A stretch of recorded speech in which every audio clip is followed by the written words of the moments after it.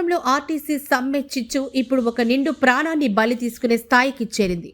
మా బతుకులు మారవా, ప్రభుత్వం కనికరించదా అన్న ఆవేదనతో ఒక కార్మికుడు సజీవ దహనానికి యత్నించిన ఘటన కలకలం రేపింది.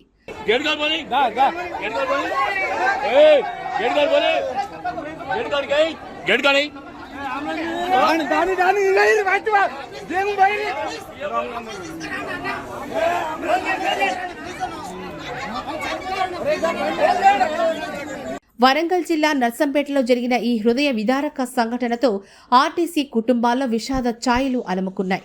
నర్సంపేట పట్టణానికి చెందిన శంకర్ గౌడ్ స్థానిక డిపోలో డ్రైవర్గా పనిచేస్తున్నాడు. గత 2 రోజులుగా జరుగుతున్న ఆర్టీసీ సమ్మెలో ఆయన క్రియాశీలకంగా పాల్గొంటున్నారు.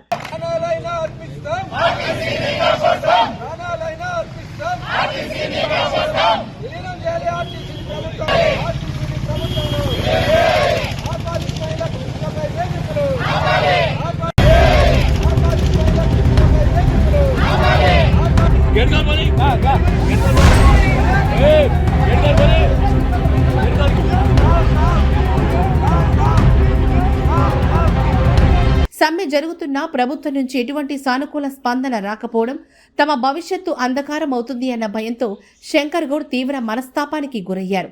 ఈ క్రమంలోనే నర్సంపేట బస్టాండ్ ఆవరణలో అందరూ చూస్తూ ఉండగానే ఒంటిపై పెట్రోల్ పోసుకొని నిప్పంటించుకున్నారు. ఒక్కసారిగా మంటలు చెలరేగడంతో అక్కడున్న వారు షాక్కి గురయ్యారు. మంటలను గమనించిన తోటి సిబ్బంది, పోలీసులు వెంటనే స్పందించి మంటలను ఆర్పేశారు. అప్పటికే తీవ్రంగా గాయపడిన శంకర్ గౌడ్ను చికిత్స నిమిత్తం వరంగల్ ఎంజీఎం ఆసుపత్రికి తరలించారు. గడిచిన 2 రోజులుగా తెలంగాణ వ్యాప్తంగా ఆర్టీసీ కార్మికులు తమ డిమాండ్ల సాధన కోసం రోడ్లపైకి వచ్చి పోరాడుతున్నా ప్రభుత్వం మాత్రం చర్చలకు ససేమిరా అంటోంది. ఈ మొండి వైఖరే కార్మికులను ఇలాంటి ఆత్మ బలిదానాలకు ప్రేరేపిస్తోందని తోటి కార్మికులు కన్నీరు మున్నీరవుతున్నారు.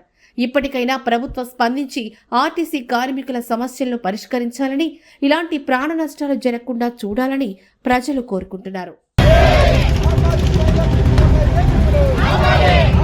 get